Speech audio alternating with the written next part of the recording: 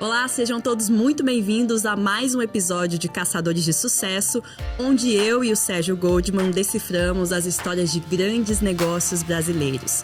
Hoje a gente vai mergulhar na história da saúde, mais especificamente de um hospital, o Hospital Albert Einstein, que é reconhecidamente um dos melhores da América Latina e do mundo, né? Tá sempre em ranking mundiais, não é mesmo, Sérgio? Letícia, essa história, ela me toca muito por alguns motivos, né? Antes de falar dos meus motivos pessoais, eu acho legal dizer que a história começa com um gesto de gratidão, um sonho bem ambicioso e a busca por saúde de excelência.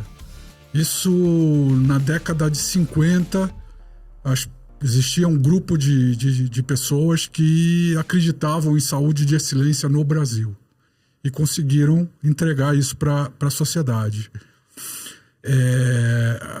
A ideia do hospital nasceu como para ser uma retribuição da comunidade judaica em São Paulo pelo excelente recebimento que ela teve ao chegar no Brasil fugida da Segunda Grande Guerra.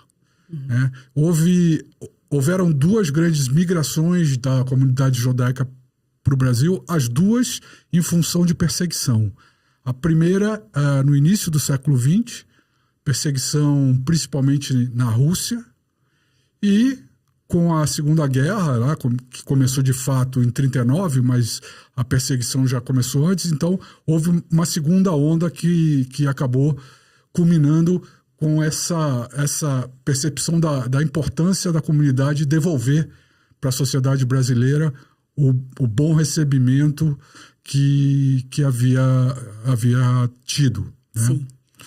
E hoje a gente é isso, né? A gente tem, quando a gente fala em Einstein, é um dos nomes mais proeminentes, né? A gente vê o tempo todo no noticiário, quando algum político, quando alguém famoso está internado, geralmente é ou no Einstein ou no Sírio, que também nasceu muito de uma comunidade também tentando retribuir, querendo retribuir o acolhimento da cidade de São Paulo para essa comunidade, né? Então, os dois grandes hospitais do Brasil nascem dessa maneira. O que é curioso, para mim, eu acho que mostra que a saúde é uma coisa cara, né? Para se construir um hospital de excelência, como era a visão lá no começo do Albert Einstein, é uma coisa cara que exige muito recurso e muito esforço.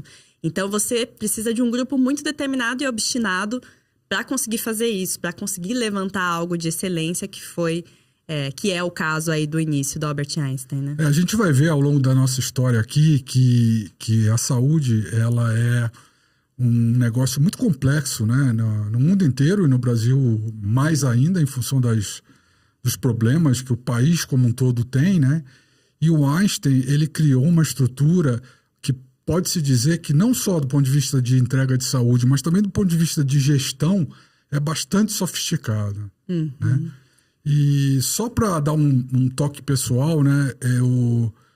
Você me perguntou um pouco antes da gente começar a gravar, né? Se eu tenho alguma história pessoal com o hospital. Olha, eu tenho algumas, mas de longe, a mais relevante é que meu filho nasceu lá, na maternidade do Einstein, há 29 anos atrás. 29 anos. E como é que foi esse momento, né? Como é que era? Era muito diferente dos outros hospitais? Você tinha alguma noção do que você ia encontrar lá no Albert Einstein na época? Olha, a minha esposa é médica, né? E ela sempre me passou que realmente vai para o Einstein, que lá o risco de algum problema acontecer é muito pequeno, né? Então, assim, dava uma certa tranquilidade de ir lá. Obviamente também existem ainda outras maternidades muito boas, mas a gente não pensou duas vezes. Sim. Dele nascer lá. E foi um atendimento perfeito ali para esse momento. Mais recentemente eu fiz uma cirurgia lá também, tudo tranquilo. Eu lembro que a primeira vez que eu pisei no Einstein, eu falei, caramba, isso aqui é um mundo, é gigantesco. E que é engraçado porque conecta com uma parte da história que eu estava pesquisando sobre esse início, né? Então, a gente estava falando aqui, a comunidade queria devolver. E aí, o homem que foi o grande líder foi o Dr. Manuel Idal, né? Que começa essa ideia em 1955, reúne um grupo com essa ideia de fundar o hospital.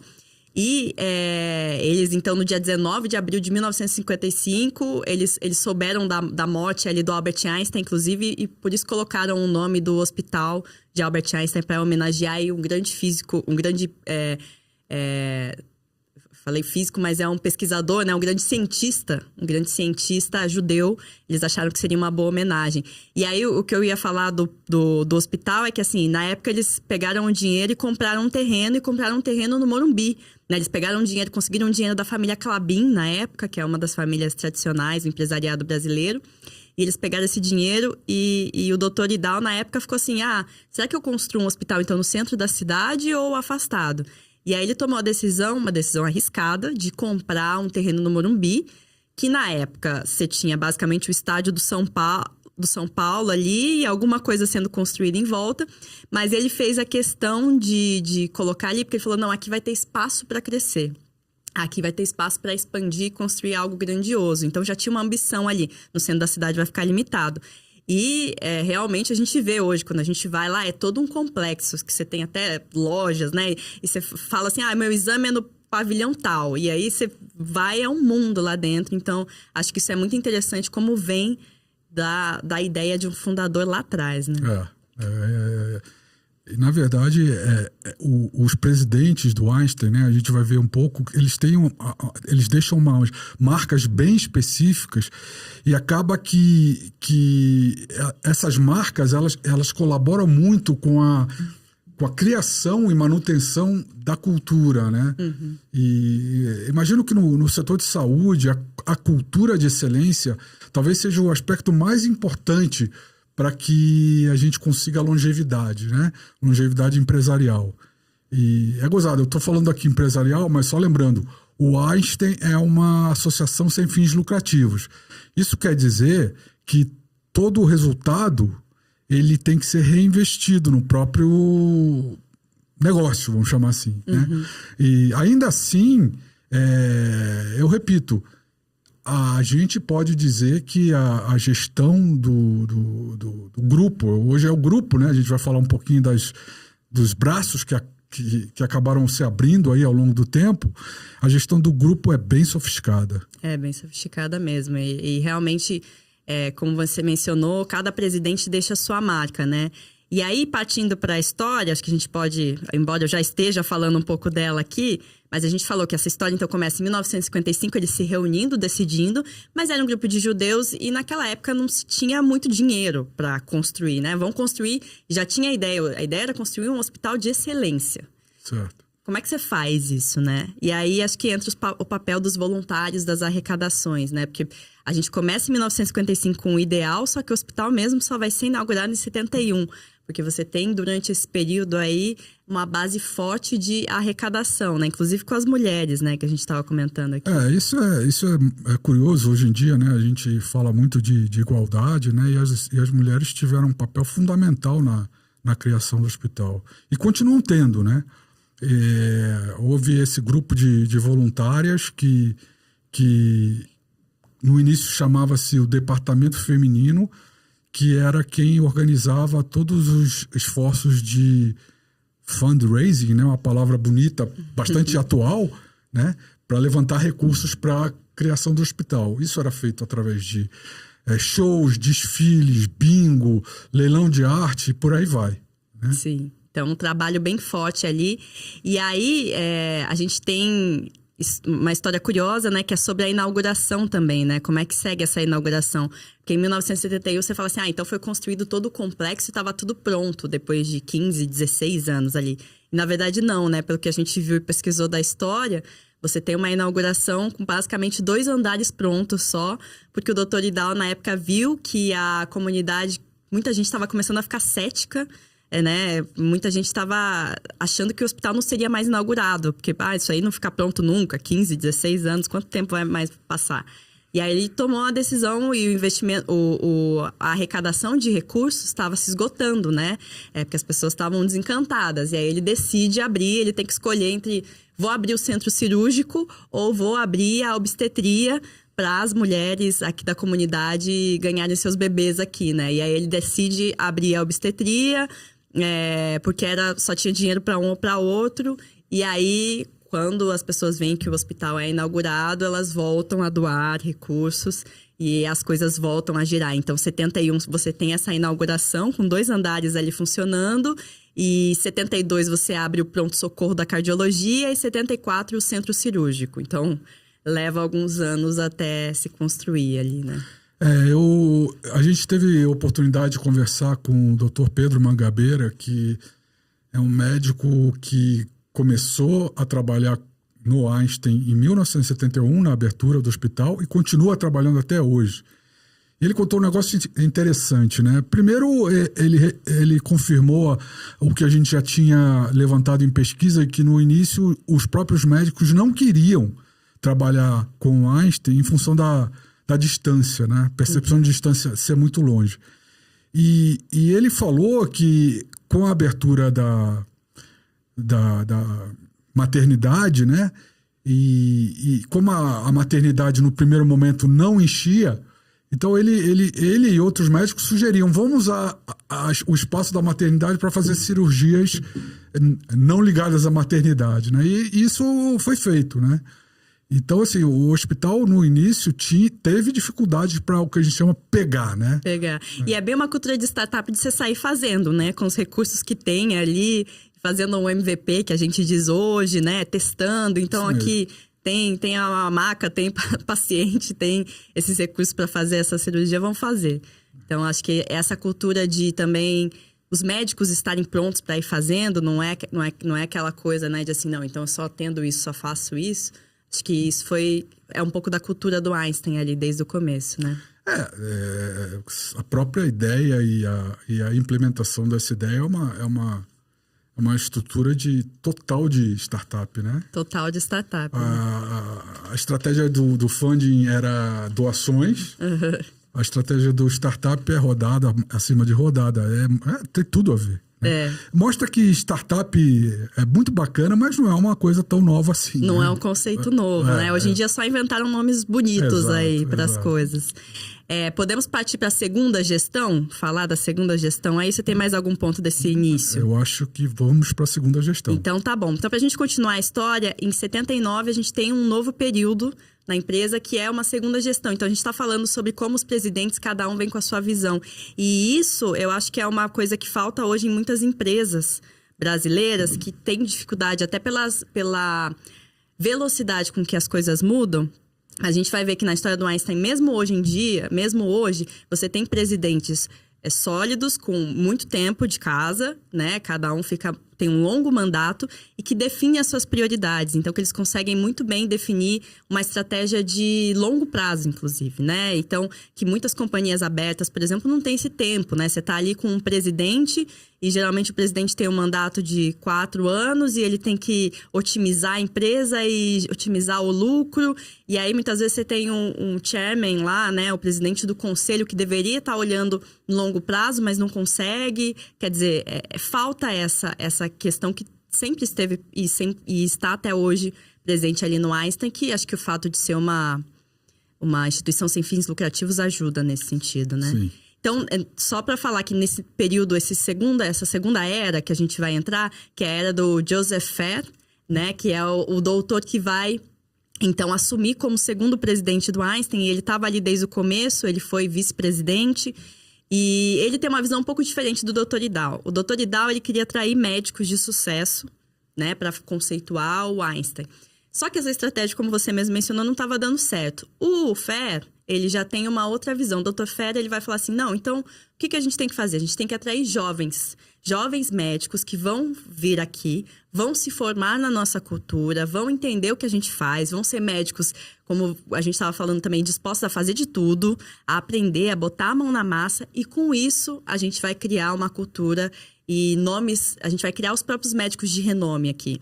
E como é que a gente faz isso? Botando tecnologia, botando o que tem de mais novo na medicina, trazendo aqui para dentro, porque aí a gente vai atrair os jovens que querem testar essas coisas. Então, você tem aí, por exemplo, o Einstein é um dos primeiros a inaugurar uma unidade de terapia intensiva no Brasil, uma das primeiras UTIs, em 72.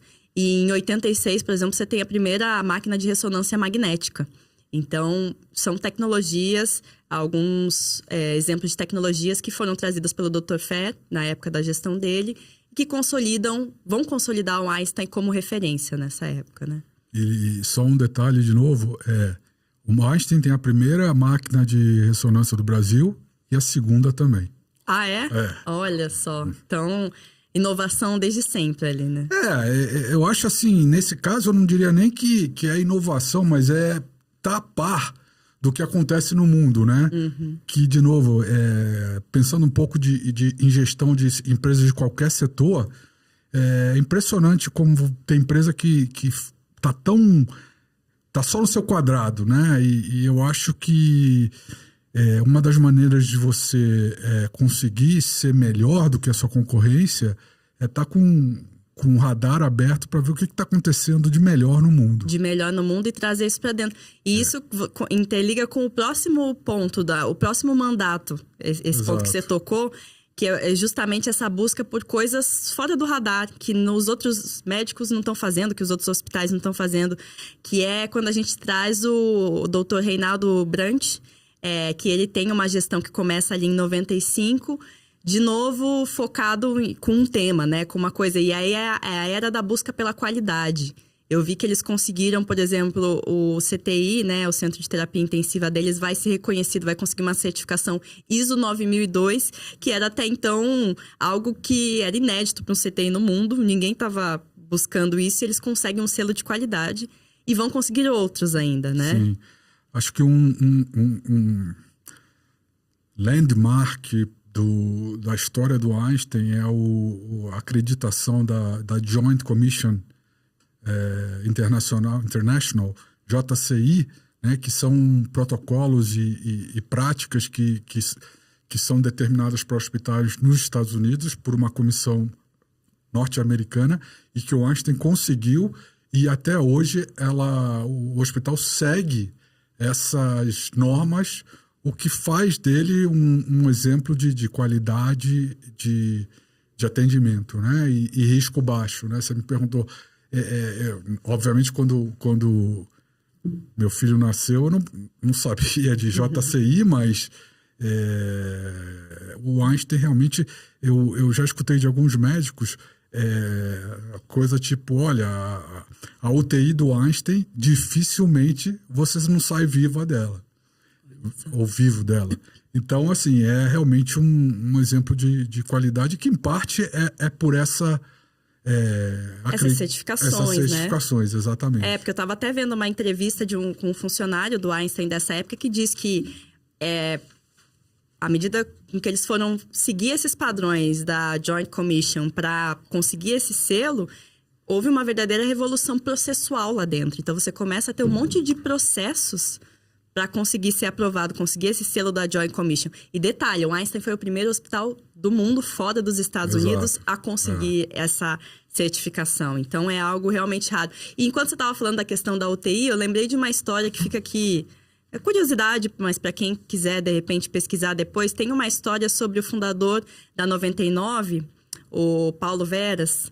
E ele, quando ele estava na 99, que se eu não me engano, como é que é o nome do livro? É alguma coisa verde e amarela, depois a gente coloca na descrição. Ele escreveu o livro junto com a Tânia Menai, que é uma jornalista também excelente de negócios. E ele conta a história dele, a história da 99. E durante um período que ele estava como CEO, ele descobriu, se eu não me engano, um câncer ou alguma doença muito rara. E ele vai para a UTI do Einstein e tem muita dificuldade de encontrar o que é. E ele fala no livro que ele só sobreviveu justamente porque ele estava no Einstein. Porque senão ele não conseguiria, assim. Ele teve um caso raríssimo e isso é real. E ele vai contando, relatando ali no livro da agonia. Porque você fala, meu Deus do céu, como é que ele vai sair dessa, né? Letícia, você estava falando e eu me lembrei de uma coisa que é muito importante na história do Einstein e eu acho que a gente tem que mencionar. A gente provavelmente vai voltar a falar, que é a questão da responsabilidade social. Uhum. O Einstein, quando o hospital foi entregue para a população, o hospital já atendia a população de Paraisópolis, né? E da que para quem não conhece a região de São Paulo, Morumbi fica do lado da favela de Paraisópolis, né? Então o hospital estava ali num ambiente próxima à vulnerabilidade ali, né, social. Na época, eles eram atendidos no hospital. Hoje em dia já tem alguns anos, uma unidade dentro da comunidade de Paraisópolis, que cuja gestão é do Hospital Albert Einstein. Sim, perfeito. E eu acho que a gente entra, né? Eu falei ali da era da certificação, depois a gente tem mais 2 presidentes do Albert Einstein. Então, a gente tem a era da expansão, que a gente vai falar disso, como foi expandido o Einstein foi se expandido tanto na saúde privada quanto na pública, durante a era e a gestão do Dr. Cláudio Lotenberg, que foi de 2001 até 2016. E atualmente, de 2016 para cá, a gente tem o Sidney Klagener como o Dr. Sidney Klagener como o presidente, e a gente entra numa era de inovação digital, ensino e pesquisa. A gente vai detalhar mais alguns pontos dessas 2 últimas eras que são importantes e que fizeram Einstein chegar no século XXI, né, com a qualidade que ele tem hoje. Eu acho que se a gente pudesse traduzir em uma expressão essas 2 eras que você comentou, eu diria que é a criação do ecossistema Einstein, né? Uhum. Porque são tantas interligações e algumas delas realmente muito importantes que é de fato um ecossistema, e como você falou, de atendimento de saúde pública e privada. Vamos falar da pública então, dessa questão da saúde pública, porque vou até pular um pouquinho aqui no roteiro que eu tinha montado, porque eu acho que é um ponto importante, como a gente já está falando disso, que é esse ecossistema de saúde que eles criaram, né? Que foi além aí do privado. Então, hoje, apesar dele ser reconhecido, o Einstein ser reconhecido como pela área privada, eles atendem mais... eles têm mais leitos públicos do que privados. Então, eles administram cerca de 850 leitos públicos de 35 unidades de saúde. No ano passado, por exemplo, no ano retrasado, aliás, segundo o último número que eu tenho aqui, foram realizados mais de 908 mil atendimentos em pronto-socorros públicos, o que é equivalente a 2,5 vezes os atendimentos que eles registraram nas unidades privadas. Então, é uma coisa muito maior o atendimento deles no público, que, como você disse, começou lá desde o início com atendimento à população de Paraisópolis. E aí, em 2001, você tem eles recebem um convite da Prefeitura de São Paulo para assumir uma unidade. E aí que se começa um trabalho maior. Em 2008, eles vão, pela primeira vez, fazer a gestão de um hospital. Em 2022, eles recebem convite para ir para fora de São Paulo, então, para gerir um hospital em Goiânia. Hoje estão na Bahia, estão em Goiás, atendem índios, né? Então, você tem toda a população indígena. Então, você tem toda um trabalho forte deles ali no SUS, né? Exato. Eu acho que... De novo, eu acho que tem que realçar a cultura. Uma das características da cultura é exatamente a questão do assistencialismo, que no Brasil é muito importante, né? É um país pobre, um país carente em atendimento de saúde, e eu acho que o Einstein meio que cobre uma parte dessas demandas. Infelizmente não é suficiente, mas é um esforço bastante válido e bem-vindo. Que eles falam que querem justamente escalar para atender, né, ter um pontinho de Einstein em cada estado, em cada região do país. Ainda não estão nesse patamar, mas ao mesmo tempo, quando a gente faz o exercício de pensar, isso também auxilia eles na rede privada, né? Porque ao você ter que administrar hospitais públicos com recursos escassos, você desenvolve uma eficiência, uma otimização de recursos que muitas vezes na rede privada, eles não teriam que otimizar tantos recursos, né, ali. E isso traz uma expertise diferente que também, certamente, alimenta a rede privada, né? Exato. Eu estava até vendo que eles têm, por exemplo, no norte do país, quando você fala assim, mas então como é que eles fazem isso? Até a tecnologia eles levam, né? Inteligência, a gente está falando tanto de inteligência artificial.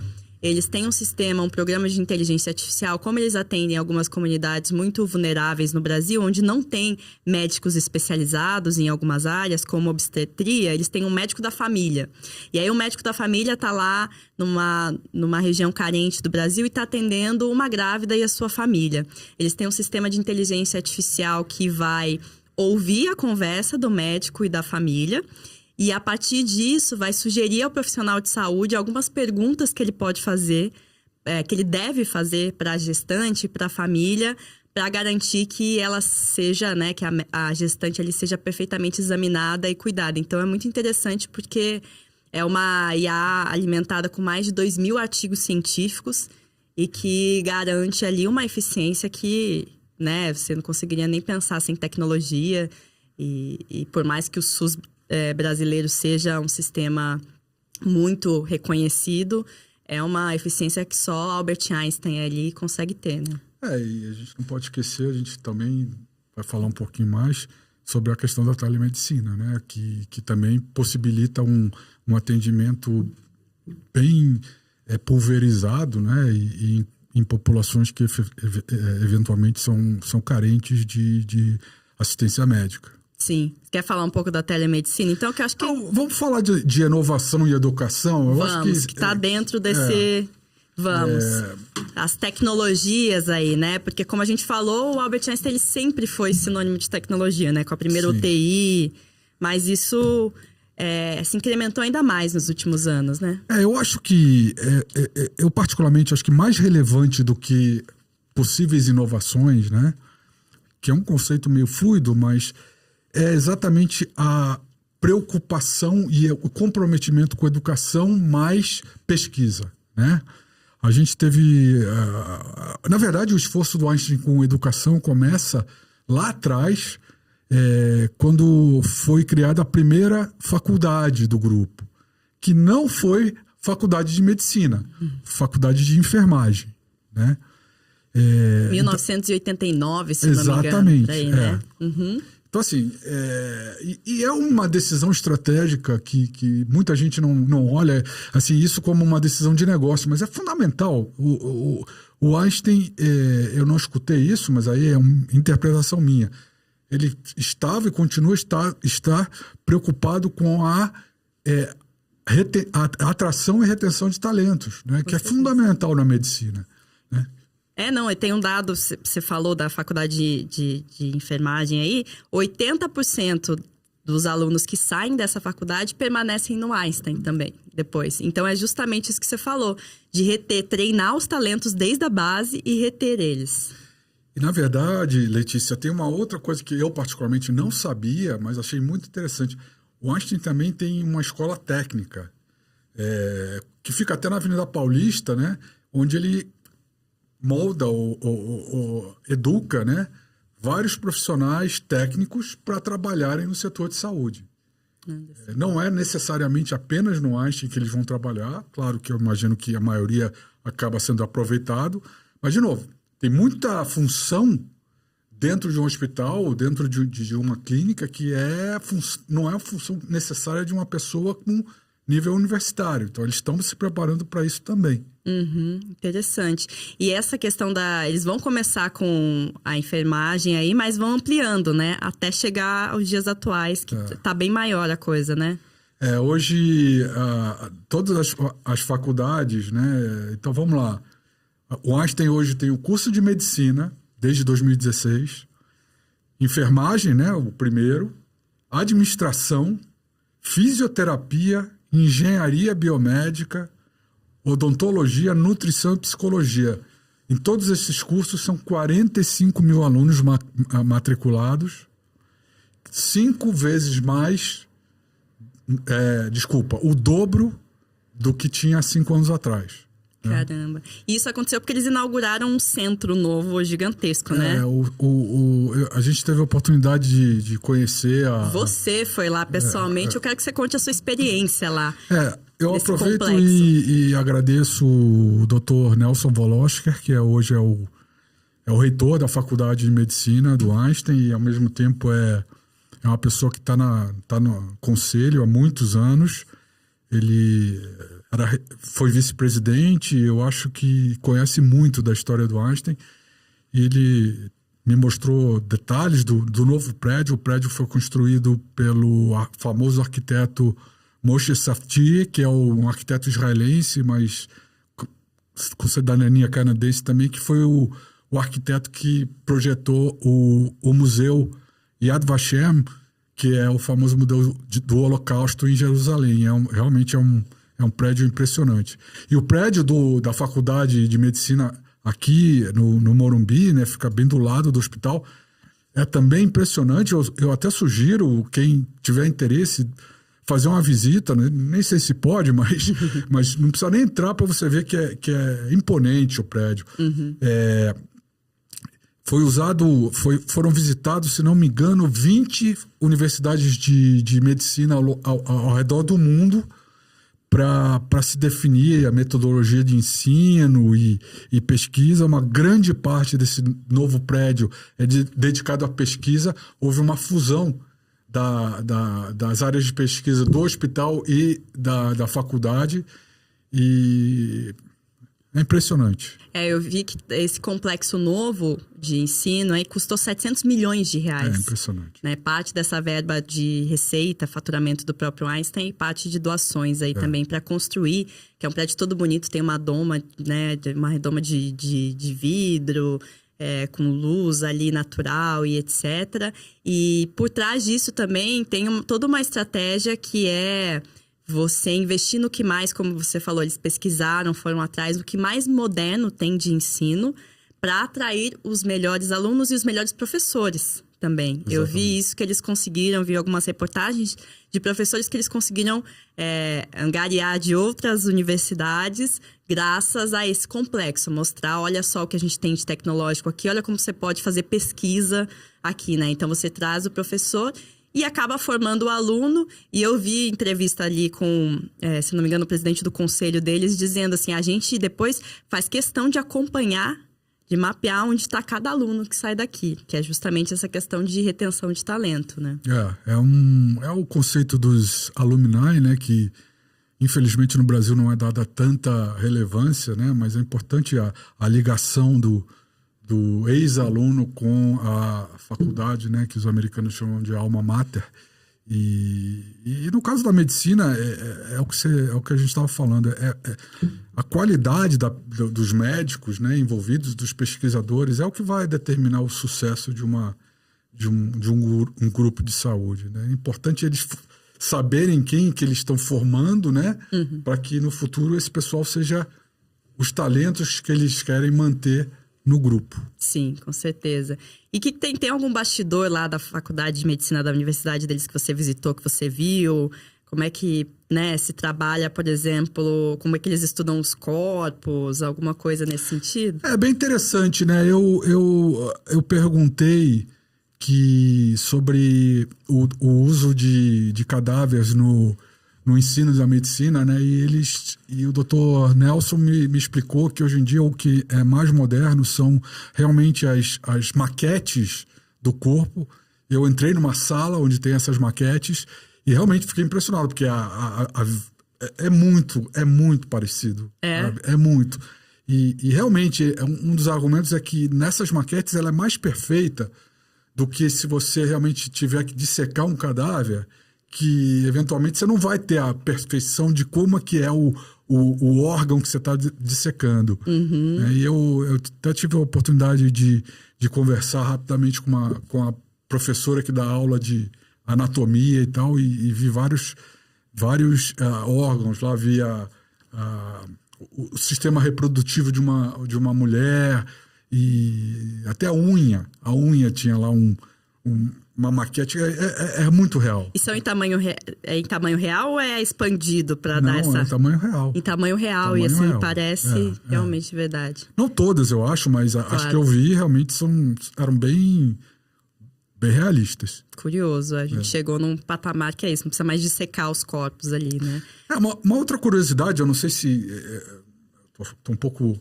Faz tempo que eu não tô na faculdade, mas as salas de aula são todas com mesa... Não é a famosa cadeira e professor na frente, não. São grupos sentados juntos, o professor circulando...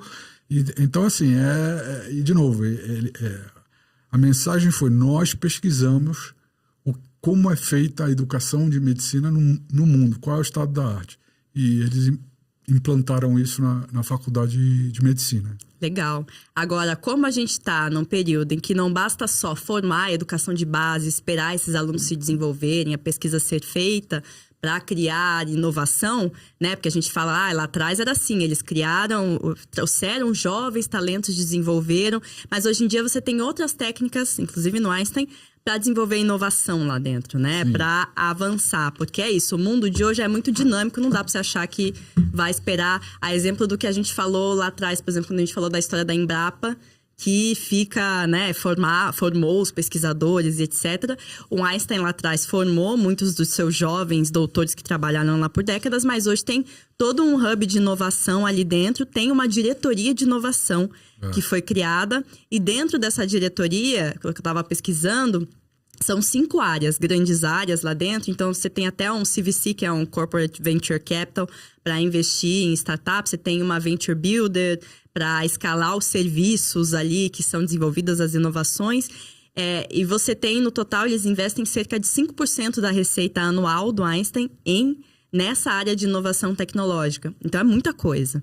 E aí, o que chama atenção dentro dessa diretoria de inovação é a ERETS-Bio, né? ERETS-Bio, o nome, que é um hub de inovação e uma incubadora de startups que eles têm. Então, desde 2017, quando foi criada essa aceleradora e incubadora de startups, eles vêm trabalhando, já foram mais de 150 startups aceleradas, 27 tecnologias desenvolvidas por essas startups hoje já estão incorporadas no ecossistema, nos hospitais da rede Einstein aí. E tem até startups estrangeiras, 13 startups estrangeiras que querem desenvolver soluções para o Brasil, que estão hoje no portfólio. Então, é um trabalho interessante deles também de se aproximar de startups, né? Desse mundo novo. Na verdade, Eretz é uma palavra hebraica, quer dizer terra. Olha aí. Fica o contexto. Não sabia nem se estava falando certo. Eretz é terra. Interessante. Eles ficam na Vila Mariana, quer dizer, não é no hospital. Eu entendo que hoje tem 48 startups sendo aceleradas no programa. No momento ali. E já houveram 5 saídas, né? Exits, que é a venda da participação detida pelo programa, né? E é interessante que tem um programa específico para aceleração de soluções para o SUS, né? Voltando àquela história da saúde pública, colaboração do Einstein com saúde pública. Interessante. Como você falou que eles estão na Vila Mariana, e eu vi que eles têm em outros estados hoje também. Já expandiram essa diretoria de inovação para não ficar só centrada aqui em São Paulo. Então, isso é bem interessante. Você tinha citado a telemedicina também, né? Que, falando de inovação, é algo que o Einstein trouxe lá de trás, né? Na verdade, eu entendo que isso ganhou corpo com a pandemia, né?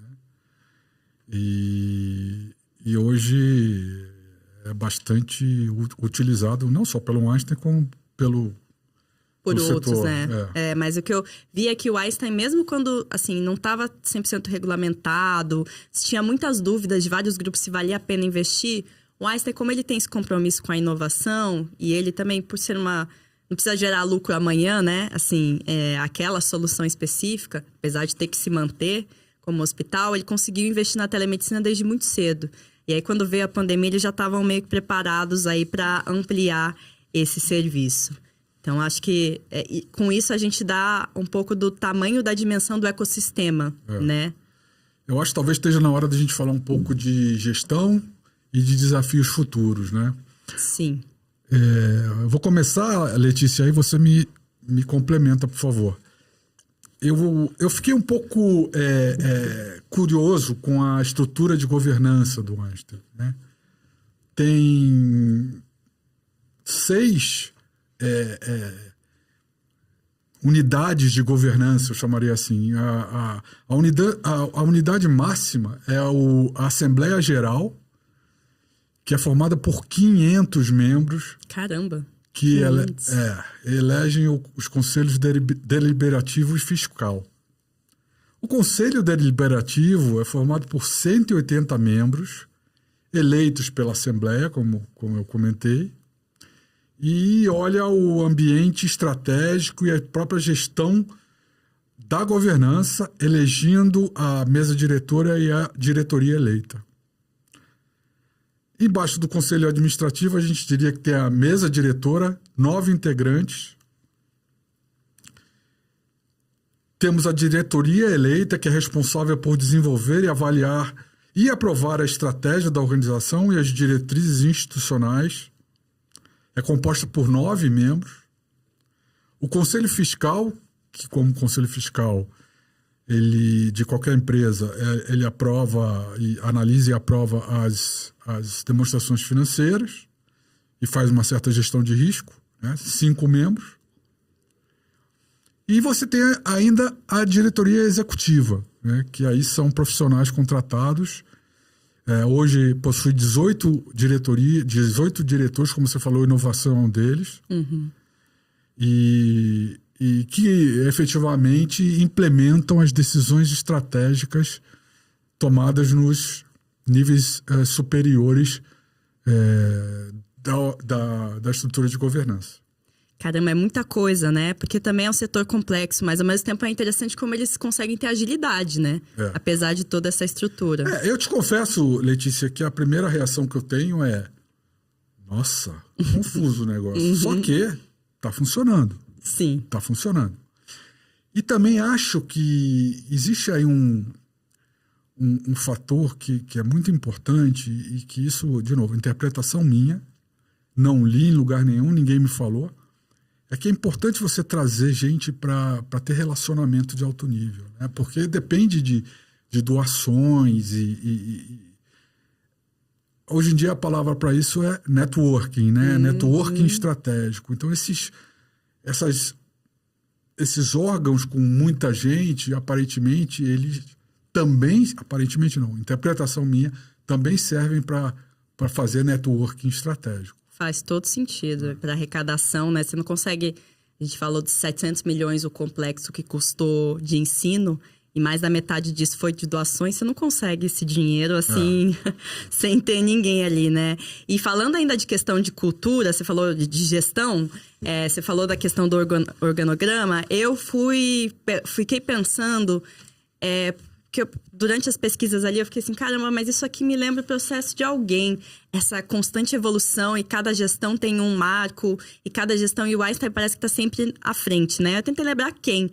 Aí eu lembrei que era o conceito, era o Andy Grove, que me lembrava, né? Que é um dos grandes papas aí, uma das grandes referências em gestão eficiente de empresas, ex-presidente da Intel.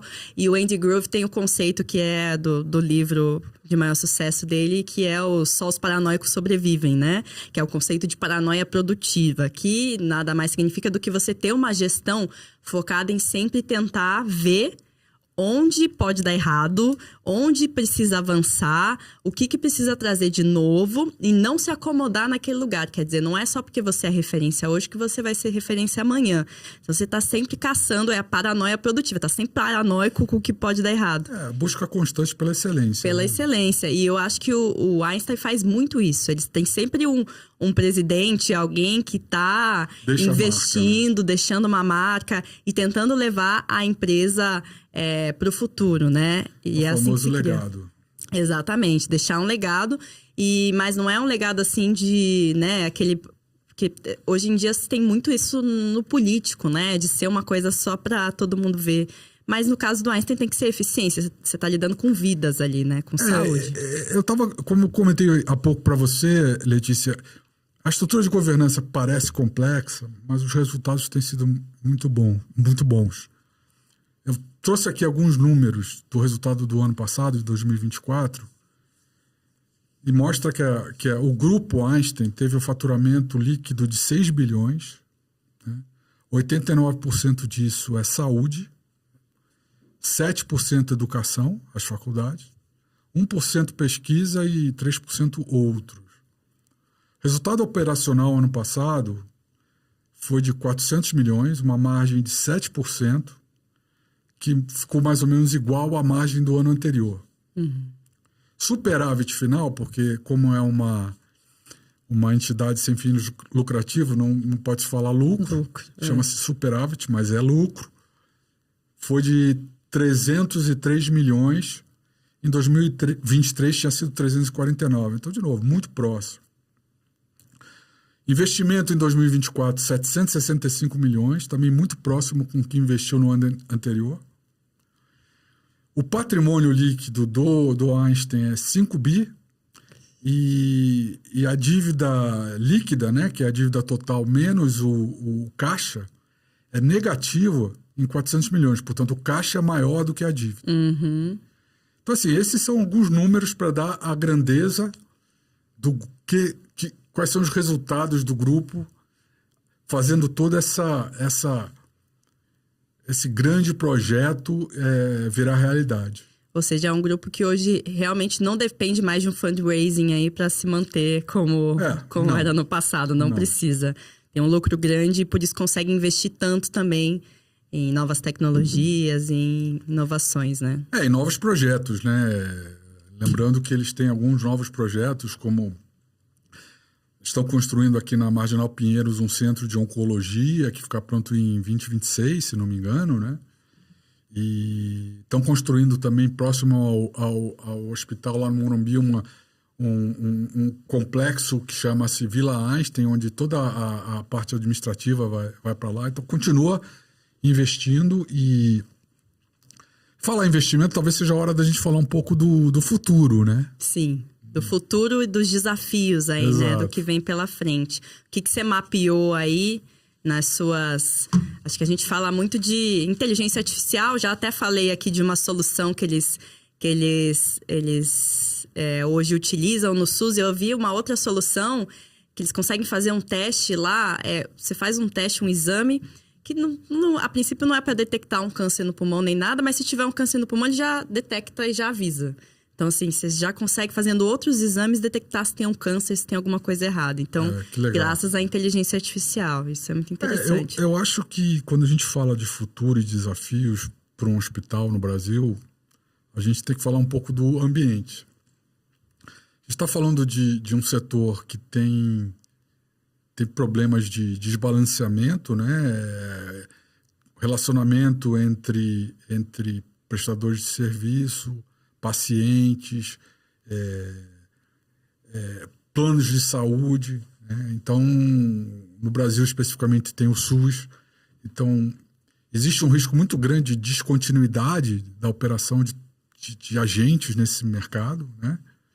A gente deve continuar havendo uma consolidação que vem sendo forte no setor nos últimos, pelo menos 5 anos, até mais, né? Sim. Então, assim, isso vai continuar a acontecer. Então, o desafio do Einstein é exatamente navegar de maneira sólida nesse ambiente conturbado e manter a sua longevidade, né? Uhum. E quando você fala de competição ali, consolidação, a gente tem hoje... O grande nome da rede privada é a Redditor, né? Que é uma... ligada à família Mol, então uma família inteira que desenvolveu um grupo que hoje é o maior grupo de hospitais privados do país. Eles são de longe aí. E é um grupo que também montou um instituto de pesquisa muito forte, sem fins lucrativos ali, que é chefiado por um dos integrantes da família Mol. E que consegue atrair bastante médicos de renome também por conta disso. Por ter a parte de pesquisa, pela família Mol ter médicos com um bom relacionamento. Então tem uma disputa aí também por talentos, né? É um desafio que eu listaria. Com certeza a gente volta à questão da atração de talentos, né? Sem talentos, sem profissionais de qualidade, é um setor que perde muita competitividade. Não se desenvolve, né? Não tem... Eu listei um outro desafio aqui, que é conseguir escalar sem perder a identidade. Quer dizer, porque no momento em que justamente você fala, estão construindo aqui, construindo lá, como é que você faz para não perder a cultura, essa cultura de paranoia produtiva, de excelência? Você tem que ter não só processos muito bem estruturados, como isso a gente já sabe pelas certificações, como profissionais muito bem alinhados com a cultura da empresa, né? Então, essa é uma outra dificuldade sempre de escalar um negócio, é você manter essa cultura.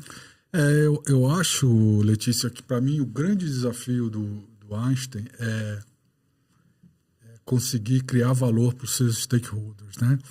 Existe o conceito tradicional de criação de valor, né, que era focado na criação de valor para os acionistas, para os investidores. Existe o conceito moderno, que é criar valor não só para os acionistas, mas para os demais stakeholders. E no caso do setor de saúde, a quantidade de stakeholder relevante é maior do que em outros setores. Então, você tem as seguradoras, os pacientes, obviamente, os médicos, o governo, o SUS, as comunidades atendidas. Então, é muito stakeholder para você gerenciar, né? E eu acho que esse desafio, que aparentemente tem tido um bom desempenho pelo Einstein, esse é o desafio para mim que é muito relevante, porque não pode desandar nenhum dessas frentes, né? Com certeza. E eu acho engraçado que hoje em dia, no nosso mercado, por exemplo, não se dá muita importância para isso, né? A gente olha muito essa questão dos números, do financeiro, do resultado financeiro, mas a gente esquece que o resultado financeiro é apenas o espelho de tudo que acontece por trás da empresa. Uma consequência. Exatamente. E talvez é mais importante ainda você criar valor para esses stakeholders do que focar no financeiro. E claro que os acionistas, os investidores, são um grupo de stakeholders muito importantes e tem que ser respeitados, mas não são os únicos. Com certeza. É muito interessante mesmo. Você listou mais alguma coisa na sua lista de desafios e de oportunidades? Eu acho que inovação, né, que a gente falou, precisa continuar a inovar. E é interessante, como você mencionou, que existe uma diretoria de inovação. Poucas empresas têm uma diretoria de inovação. Elas dizem que fazem inovação, dizem que tem um esforço de inovação, mas não existe uma diretoria de inovação. E é muito bem recebido por mim, pelo menos, essa estrutura de uma diretoria de inovação. Sim, que é diferente porque fica naquela dualidade também de inovação, tem que ter uma diretoria, ou todo mundo tem que estar preocupado com inovação. Mas eu acho que num setor tradicional como o da saúde, tem que ter um espaço específico para isso, senão você não pensa, né? Eu acho que tem que ter uma diretoria de inovação e todo mundo tem que ter... Uma cabeça de inovação. Porque a diretoria de inovação, ela vai criar as condições para que todo mundo se preocupe com a inovação. Porque para haver inovação, você não pode ter medo de errar, né? E na maioria das empresas, as pessoas têm medo de errar porque tem medo de ser mandado embora, tem medo de criar problema com o chefe e tal. Então tem que ter uma diretoria de inovação que vai colocar isso na cultura. A cultura do erro, para que se gere coisas novas de verdade. Sim. E o Einstein tem esse histórico. Desde o começo, as apostas foram arriscadas, digamos assim. Eram ambiciosas e arriscadas, né? Acho que a gente viu aqui a história. Desde a aquisição do terreno, o primeiro terreno, vamos escolher fazer longe do centro da cidade. Foram apostas que poderiam trazer erros, mas no caso trouxeram acertos e construíram essa história, então não dá para parar, né? Não vai parar. De novo, as nossas conversas lá mostram que existem muitos planos, ainda existe muita ambição do bem, e eu acho que a história vai continuar. E eu acho que vale a pena a gente recontar essa história daqui a 5 ou 10 anos e mostrar onde está. É isso, vamos acompanhar aí de perto. Vamos acompanhar. Obrigada mais uma vez, Sérgio, pela companhia aqui. Letícia. Muito bom. Para quem nos assistiu e nos ouviu até aqui, muito obrigada pela sua companhia também. Se você está nos acompanhando pelo YouTube, não esquece de se inscrever no canal e ativar o sininho para ficar por dentro de todas as novidades. Se você está acompanhando a gente pelo Spotify, também já segue a gente para ficar por dentro dos próximos conteúdos. A gente também está nas redes sociais, só procurar Caçadores de Sucesso no Instagram e no LinkedIn. E a gente vê você no próximo episódio. Até lá!